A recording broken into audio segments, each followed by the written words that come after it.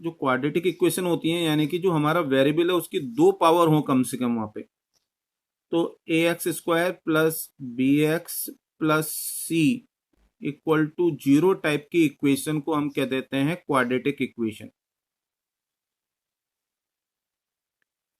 इनका सॉल्व करना हमारे लिए बहुत इंपॉर्टेंट है। जैसे कि अभी पिछली जो असाइनमेंट बता रहा था मैं आपको, उसमें एक क्वेश्चन आया था। आप में से एक बच्चा बोला कि सर इसको हम सॉल्व करेंगे, फैक्टर करेंगे या कुछ इस तरह की बातें। तो पिछले क्वेश्चन में उसकी रिक्वायरमेंट नहीं थी, कई जगह होती है। तो इससे रिलेटेड कुछ प्रॉब्लम्स को हम यहाँ पे आज डिस्कस करेंगे। सबसे पहले इसका जनरल सॉल्यूशन देखेंगे, जो कि हमारा लगभग हर टाइम एप्लीकेबल हो जाता है। जनरल सॉल्यूशन में एक मेथड ऑफ डी होता है हमारा, जिसे कहते हैं डिस्क्रिमिनेंट। डी होता है हमारा बी स्क्वायर माइनस 4ac। तो इससे रिलेटेड कुछ कंडीशंस आती हैं। एक को कहते हैं हम रियल रूट्स, उसी से रिलेटेड आ जाता है। रियल रूट्स में भी दो बातें आ जाती हैं। रियल रूट्स में दो बातें मैं अलग से ऐसी मार्क कर लूं। एक आ जाता है डिस्टिंक्ट और दूसरा आ जाता है सेम रूट्स। डिस्टिंक्ट रूट्स और सेम रूट्स की value.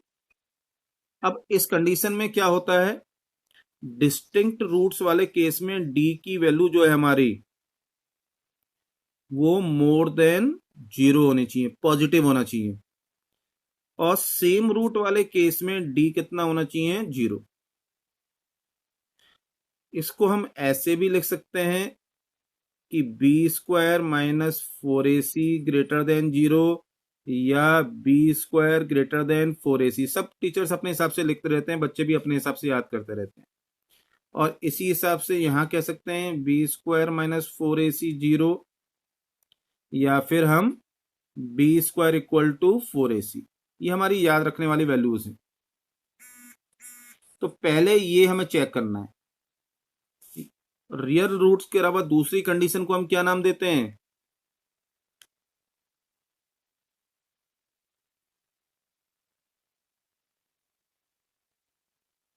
The second condition is imaginary roots. इसमें डी क्या होगा, लेस देन 0, यानी कि b square less than 4ac। ये हमें पढ़ना नहीं है यहाँ पे, इसको आप मैथ्स में सेपरेटली पढ़ते हैं कॉम्प्लेक्स नंबर में।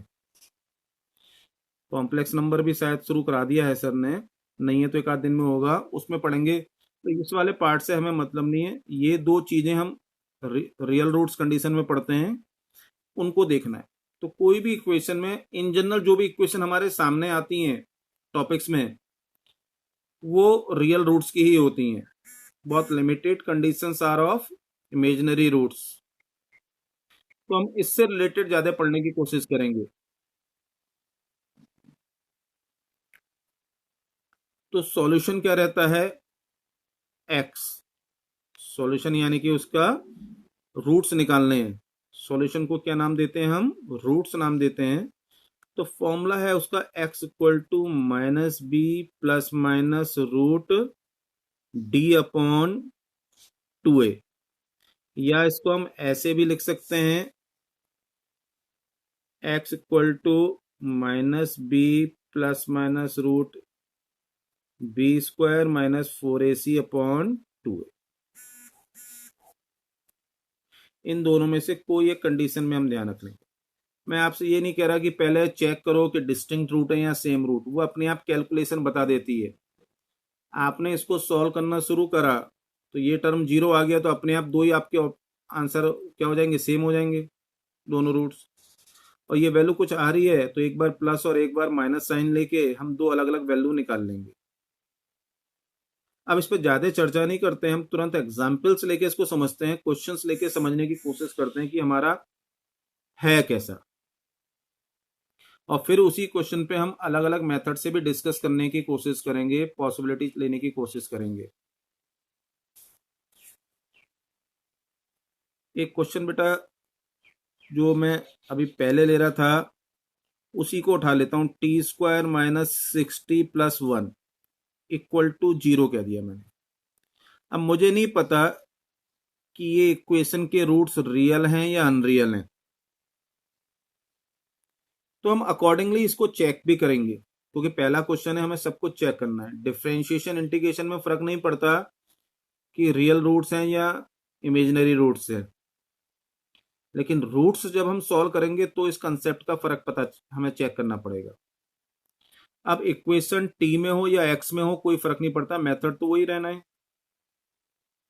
यदि इसको हम बेसिक इक्वेशन से कंपेयर करेंगे तो a = 1, b = -6 और c = 1 हो जाएगा। तो सबसे पहले हम इसका डिस्क्रिमिनेंट चेक करें, b² - 4ac। b² यानी कि -6 का स्क्वायर -4 1 1, तो 36 - 4 ये आ गया 32, यानी कि पॉजिटिव। तो इसका मतलब क्या है, इसके रियल रूट्स होंगे। इसके रूट्स कैसे होंगे, रियल। ये यहां हम चेक कर रहे हैं, मैं आपको फिर रिपीट करूंगा, फिजिक्स के क्वेश्चन में इसको बार बार चेक करने की जरूरत नहीं होती, मैक्सिमम एक्सरसाइज में ऐसा नहीं होता, मैथ्स के स्पेशल केसेस में होता है, बट फिर भी हमें नॉलेज रहनी चाहिए। अब इसका सॉल्यूशन कैसे करें, तो इस तरह के फॉर्मूले के हिसाब से देखें, रूट्स निकालें तो t = -b, यानी -6 +। अब ये हमारा d हो गया था, तो डायरेक्टली d की वैल्यू रख देंगे 32/2a, तो 6 ±√32/2। अब 32 को भी हम देखें कोई फैक्टर बना सकते हैं, तो 16 × 2 होगा। हाँ, तो 6 ±4√2/2, और 2 से भी डिवाइड हो जाएगा, तो 3 ±2√2। यानी हमारे दो आंसर, जिसे T1 और T2 कहेंगे हम, तो T1 हो जाएगा 3 + 2√2, और तो दूसरे को मैं T2 नाम दे रहा हूं, ये हो जाएगा 3 - 2√2। ये हमारे दो आंसर हो जाएंगे उसके। जरा गौर से देखिए बेटा, क्या ये मेथड समझ में आ रहा है या नहीं आ रहा। ठीक है। अब मैं जरा अगले 5-7 मिनट में, 10 मिनट में, 2-3 अलग अलग मेथड को टच कराऊंगा। आपने सब चीज पहले से पढ़ रखी है, मैं कुछ भी नया नहीं बता रहा हूं, ध्यान देना। सिर्फ याद दिला रहा हूं पुरानी बातें, सो दैट हमें वो रिकॉल हो जाए, तो यहां जब हम फिजिक्स पढ़ेंगे डिटेल से, तो ये चीजें बीच बीच में अचानक यूज में आ जाती हैं, तो उस समय हमसे लापरवाही ना हो, गड़बड़ ना हो, उसकी तैयारी हम अभी कर रहे हैं। चलिए एक आध क्वेश्चन और लेते हैं।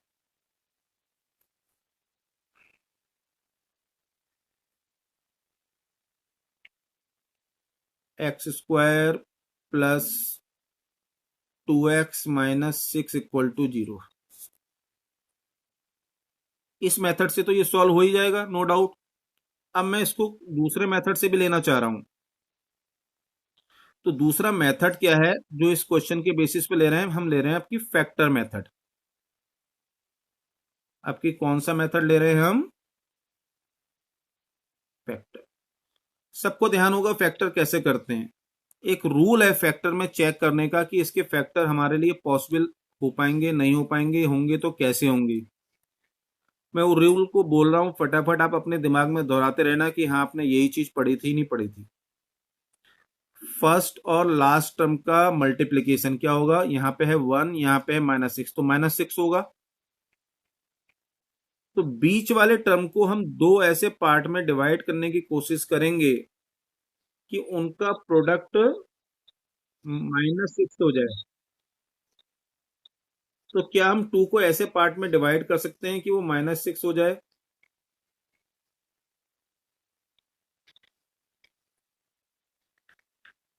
ऐसे दो पार्ट बन सकते हैं क्या, नहीं बनेंगे। वो कब बनेंगे, जब यहां पर 1 होगा। तो क्या जब हमारा question x square plus 2x minus 6 equal to 0 है, मैं अगला मेथड एक और लूंगा इसके पैरेलल में ही, तो क्या इसका फैक्टर नहीं हो पाएंगे? होंगे तब भी फैक्टर। तब हमारे लिए मेथड बदल जाएगा। जब ऐसा कंफ्यूजन आता है तो हम मेथड्स दूसरा तीसरा मेथड लेंगे, मल्टीपल मेथड से। तो इस कंडीशन को मैं आपको बताऊंगा स्क्वायरिंग मेथड से, इस कंडीशन को बताऊंगा स्क्वायर मेथड से। ये दो मेथड जरा फटाफट पढ़ लेते हैं बेटा। डिस्प्ले मैसेज आपके सामने आ गया होगा, कटने के बाद दिक्कत आती है, जरा इनको क्विकली पढ़ते हैं। तो सबसे पहले यहाँ पे हम फैक्टर कैसे करें कि आपको बताया -6 आ रहा है, तो 3 और 2 फैक्टर हो जाएंगे। तो x square plus 3x minus 2x minus 6 equal to, पहले दो में से कॉमन आ रहा है x, तो यहाँ हो गया x प्लस 3। इन दोनों में से -2 कॉमन आएगा तो x प्लस 3। यही समझ में आ जाता है, दोनों में यदि एक कॉमन फैक्टर नहीं आ रहा है तो इसका मतलब है गड़बड़ है। अब ये दो टर्म हो गए, इसमें से कॉमन आ जाएगा x प्लस 3, तो अंदर बचेगा x माइनस 2 इक्वल टू 0। तो आंसर क्या हो जाएंगे? 2 एंड -3। मैं सीधे सीधे लिख रहा हूं, x माइनस 2 को 0 लिखेंगे तो x इक्वल टू 2 एक आंसर हो गया, x प्लस 3 को 0 रखेंगे तो x इक्वल टू -3 एक आंसर हो गया। नाउ अब इसको स्क्वायर मेथड से करने की कोशिश करते हैं। स्क्वायर मेथड में क्या ध्यान देना होता है, हम ये जो -6 वाला टर्म है इसको आप दूसरी तरफ भेज दो, x square plus 2x equal to 6। अब यहाँ पे दोनों तरफ हम सेम टर्म जोड़ लेंगे, या एक ही तरफ एक टर्म को प्लस माइनस कर देंगे। करना क्या होता है, इसे a plus b whole square वाला फॉर्मूले के हिसाब से हमें सॉल्व करना है। यानी कि यहां लिखूं तो a square plus b square plus 2ab, ये होता है हमारा a प्लस बी का होल स्क्वायर। तो ये मेरा ए स्क्वायर हो गया या 2ab हो गया? तो ये यानी कि यहाँ पे 1 मल्टीप्लाई में होगा, तो यहाँ पे 1 का स्क्वायर ऐड करेंगे तो इधर भी 1 का स्क्वायर ऐड करना पड़ेगा। A square plus b square plus 2ab, यानी कि ये टर्म हो गया x प्लस 1 का होल स्क्वायर, और यहाँ क्या हो गया 7। तो x plus 1 equal to plus minus √7। तो x equal to -1 plus minus √7। तो हमारे रूट्स क्या हो जाएंगे, x इक्वल टू -1 माइनस √7 और x इक्वल टू -1 प्लस √7। ये हमारे आंसर हो जाएंगे। ये मेथड ध्यान में आ गया बेटा जी? बेटा यदि यहां पर माइनस का साइन होगा प्लस की जगह, तो a minus b whole square होगा। हाँ, हम बेटा अभी जो डिपेंड करता है मैक्सिमम पावर पे, यह मैक्सिमम पावर कितनी आ रही है 2। हाँ, तो स्क्वायर में यही वाला फॉर्मूला लग सकता है। यदि यहाँ पावर 3 होती तो a plus b whole cube की भी आइडेंटिटी लग सकती थी। आपको ध्यान होगा, पिछला चेक करना, मैंने आपको a cube minus b cube की भी आइडेंटिटी बताई थी, a minus b a square plus b square plus a b वाली। तो वो आइडेंटिटी भी लग सकती है। जनरली हमें फिजिक्स के क्वेश्चन में इतनी आइडेंटिटीज की रिक्वायरमेंट नहीं होती है। ठीक है, मैं फिजिक्स के पॉइंट ऑफ व्यू से आपको बता रहा हूं, मैं आपको टोटल मैथमेटिक्स डिस्कस नहीं करा रहा। वो तो वही रहेगा जो हम लोगों ने पहले पढ़ा है। यहां सिर्फ हम रिवाइज कर रहे हैं कि यदि कोई चीज रह जाती है तो हमें फिजिक्स में परेशानी ना हो, तो हम कम से कम उतनी चीज जरूर पढ़ लें। Right dear? बहुत सारे और केसेस रहेंगे, इतना पढ़ लेंगे आप, इसको प्रैक्टिस कर लेंगे, 10-5 क्वेश्चन इस पे प्रैक्टिस कर लेंगे तो आपको 11th की फिजिक्स में कोई प्रॉब्लम नहीं आएगी। इंटीग्रेशन में मुझे एक छोटा सा चीज और पढ़ानी है, उसको भी मैंने मार्क कर रखा है। एक छोटा सा पोर्शन इंटीग्रेशन का और है हमारा। इंटीग्रेशन में आपको बताया था प्लस सी लिखना, आपसे कहा था प्लस सी की जगह एक काम और भी होता है, उसे कहते हैं लिमिट्स ऑफ इंटीग्रेशन, उसको कहते हैं लिमिट्स ऑफ इंटीग्रेशन। आपको यदि ध्यान हो, जब इंटीग्रेशन और डिफरेंशिएशन करा था हमने शुरू में, इस तरह का एक डायग्राम बनाया था, कुछ ऐसे स्ट्रिप लेके सॉल्व कर रहे थे, यहाँ डीएक्स मार्क कर रहे थे, फिर कहा था ये हम x इक्वल टू ए से x इक्वल टू बी तक इसको हम कैलकुलेट करेंगे। तो ये ए टू बी कैलकुलेशन का तरीका क्या है, बहुत सिंपल चीज है, क्विकली समझेंगे। लेट्स से हमारा कोई फंक्शन जिसका मैं नाम लिख रहा हूं यहाँ पे एफ एक्स, सॉल्व करने के बाद ये हो जा रहा है फाइव एक्स। जैसे कॉस एक्स का इंटीग्रेशन था साइन एक्स, तो कॉस एक्स हो गया एफ एक्स, फाइव एक्स हो गया साइन एक्स।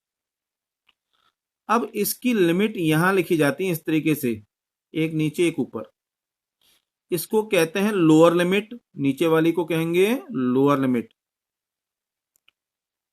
लोअर लिमिट हो गई ए,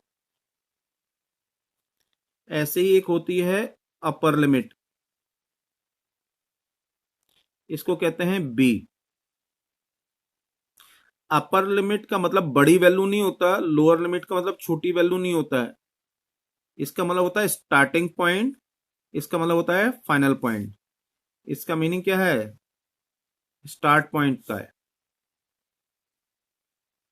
और इसका मतलब क्या है, फिनिश पॉइंट का मतलब है।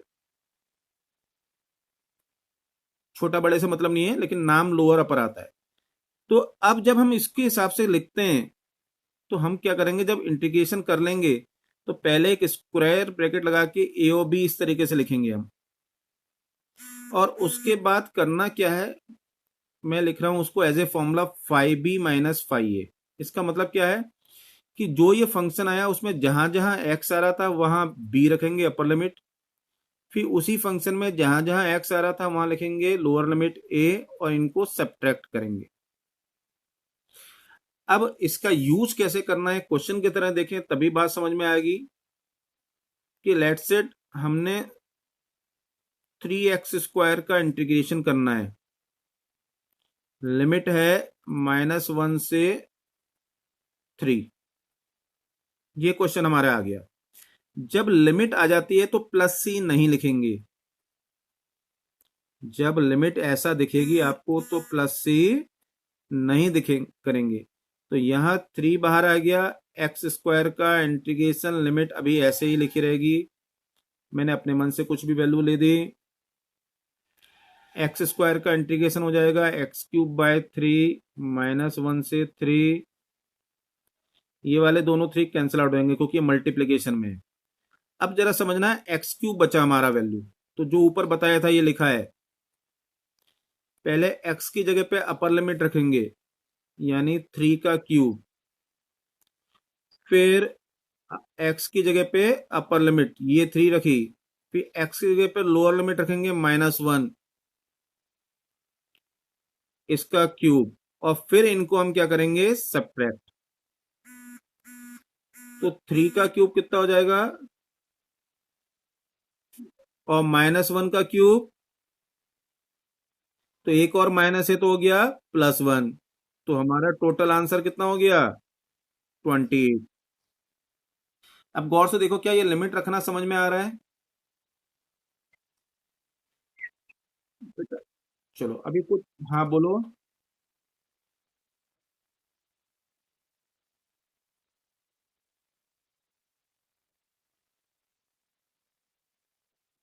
हाँ, इंटरवल की वैल्यू हम, इसका सेंस ये हो गया कि हमने ये जो कैलकुलेशन करी है जिस इंटरवल में, वो इंटरवल है -1 से 3 का। -1 से 3 के अंदर में जब सॉल्व करेंगे तो इस फंक्शन की टोटल वैल्यू आएगी 28। ठीक है, ये तो हो गया सॉल्व करने का तरीका। अब इससे रिलेटेड बहुत सारे रूल्स भी हैं, उन रूल्स की फिजिक्स में जरूरत बहुत कम पड़ती है, पड़ती तो है लेकिन जनरली बहुत ज्यादा नहीं पड़ती। तो आप उनको मैथमेटिक्स में पढ़ेंगे, इन्हें रूल्स ऑफ डेफिनेट इंटीग्रल कहते हैं। ये जो हमने पढ़ा है ना इंटीग्रेशन, तो इस टाइप की इंटीग्रल को कहते हैं definite integral, DEFINIT, definite integral. और जो पहले प्लस सी लगा के हमने पढ़ा था, that is known as indefinite integral. Definite integral के 7 स्पेशल रूल्स हैं।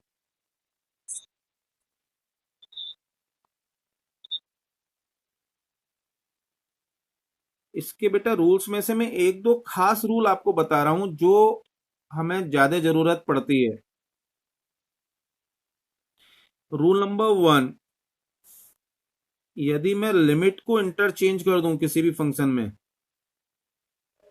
लिमिट मेरी a से b तक है,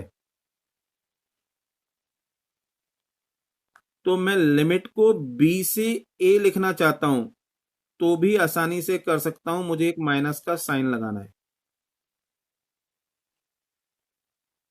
ये सबसे ज्यादा यूजफुल हमारे लिए ये फॉर्मूला रहेगा।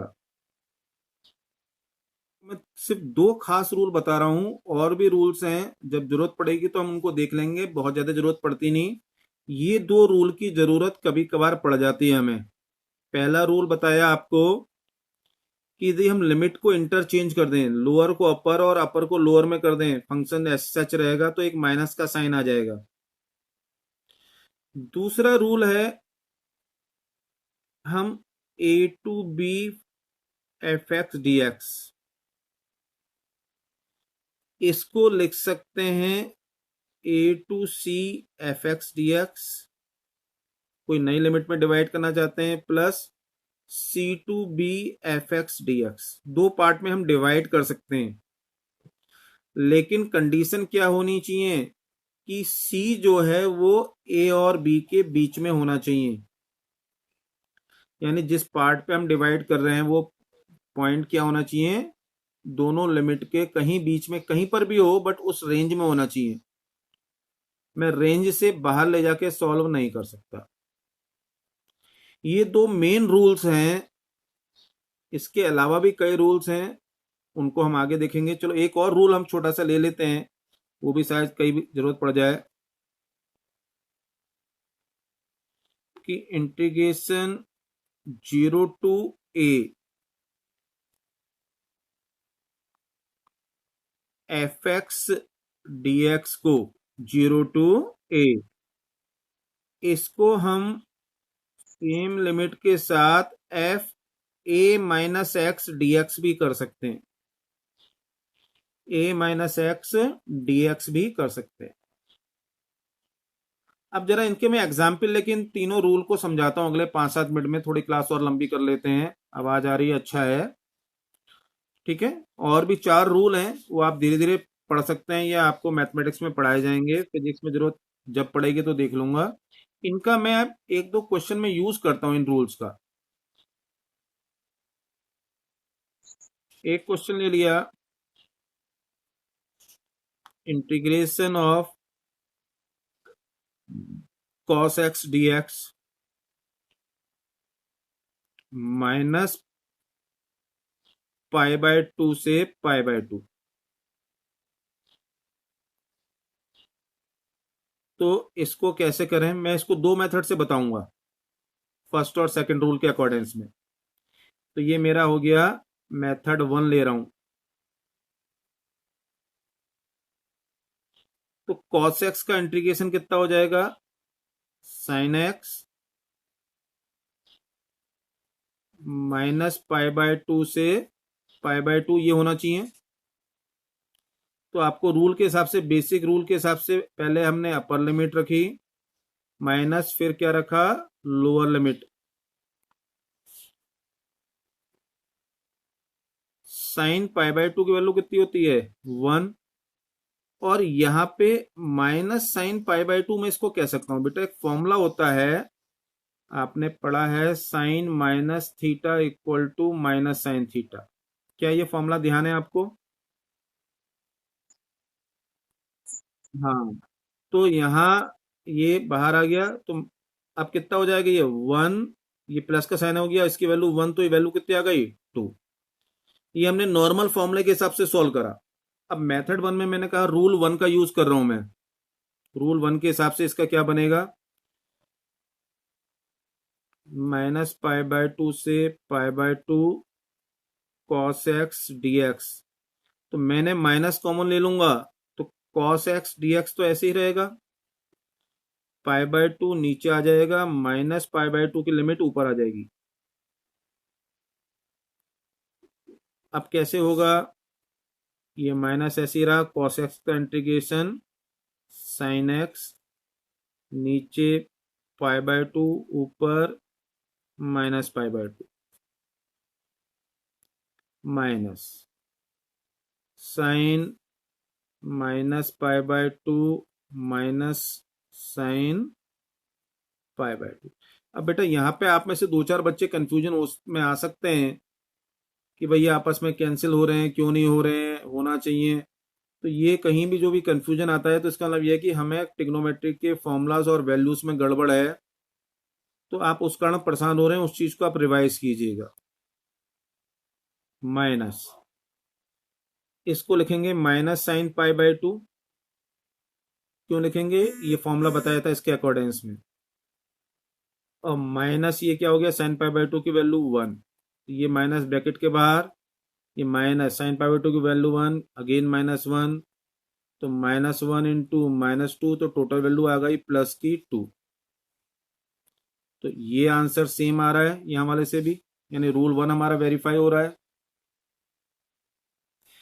अब इसका दूसरा मेथड क्या है, वो रूल 2 में बता रहा हूं, रूल 2 का यूज करके।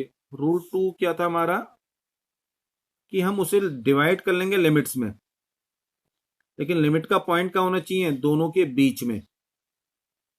अब इस क्वेश्चन में देखें -π/2 और π/2 है, तो इसके बीच की हम एक सुटेबल वैल्यू ले लेंगे जिस पर हम इसको कैलकुलेट करेंगे।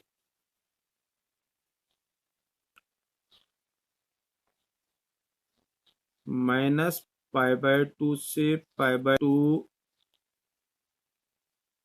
cos x dx, इसको मैंने ब्रेक कर दिया -π/2 से 0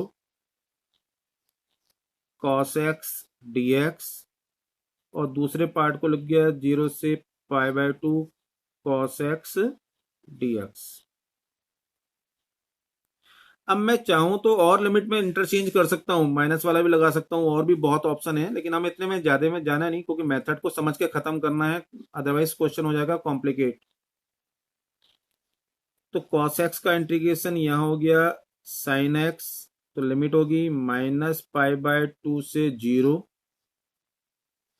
सेकेंड वाले में अगेन इंटीग्रेशन तो sin x ही रहेगा, और लिमिट हो जाएगी 0 से π/2।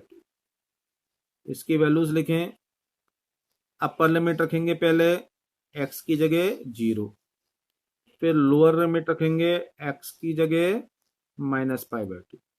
ध्यान देना, जितनी जगह जितनी बार x आएगा हर बार वैल्यू रखी जाएगी। इन फंक्शन में जो हमने लिया है वो एक ही बार x आ रहा था, तो हमने एक ही बार रखा है। यदि फंक्शन ये में 2-3 बार आ रहा है x, तो हर जगह रखा जाएगा। Plus sine π/2 minus sine 0, upper minus lower. Sine 0 की वैल्यू होती है 0, और ये माइनस साइन π/2 हो जाएगा। यहाँ पे अभी होगा, अगले स्टेप में कर देंगे। माइनस माइनस क्या हो जाएगा, प्लस। हाँ बेटा, एक एक करके करेंगे ना, नहीं तो हर बच्चे को समझ में नहीं आएगा। +1 आ गया पहले वाले से, दूसरे वाले से भी क्या आ गया, 1। तो आंसर कितना आ गया, प्लस का 2। अब ऊपर भी प्लस का 2 ही आ रहा था, यहाँ पे भी प्लस का 2 ही आ रहा है, और उससे पहले भी हमने ट्राई करा था, वहां पे भी 2 ही आ रहा है। यानी हमने 3 अलग अलग सिचुएशन में इसको सॉल्व कर लिया, हर बार आंसर हमारा क्या आ रहा है, सेम आ रहा है। तो इसका मतलब है कि हमारा जनरल मेथड और ये जो 2 रूल हमने पढ़े थे, इनको अप्लाई करा, हमारा रिजल्ट रह रहा है सेम। ये सारे रिजल्ट हमारे क्या हैं, करेक्ट हैं।